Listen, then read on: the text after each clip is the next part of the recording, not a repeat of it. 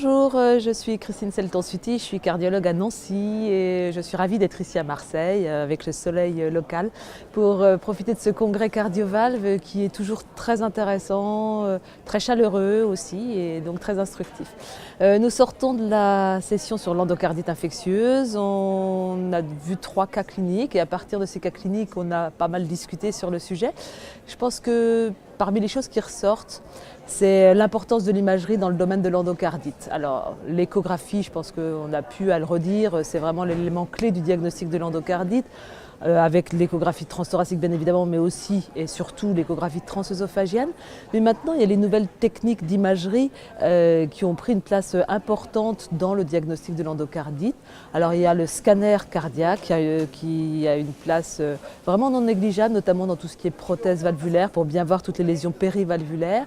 Et puis l'imagerie, la TEP, la morpho-TEP, qui est une imagerie fonctionnelle et qui apporte donc d'autres renseignements, notamment aussi beaucoup dans le cadre des endocardites sur matériel, que ce soit sur pacemaker ou sur prothèse. Alors c'est sûr que la place exacte de ces techniques qui ont des faux positifs, qui ont des faux négatifs, reste encore à bien préciser, mais clairement on voit qu'il y a beaucoup de choses à faire dans ce domaine et que ça va nous apporter énormément en pratique clinique quotidienne. Je pense que l'autre élément important de cette session, c'est l'importance de la Heart Team, de la Endocarditis Team. C'est le fait de travailler ensemble et de prendre des décisions ensemble et de discuter des dossiers ensemble. C'est quelque chose qu'on a bien évidemment toujours fait de manière informelle, c'est-à-dire qu'une endocardite, ça a toujours été pris en charge à la fois par un cardiologue, un infectiologue et par le chirurgien si besoin.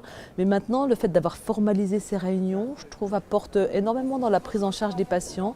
On discute beaucoup plus avec les microbiologistes, avec les réanimateurs, avec les anesthésistes et au cas par cas avec les neurologues, avec les médecins nucléaires, les radiologues.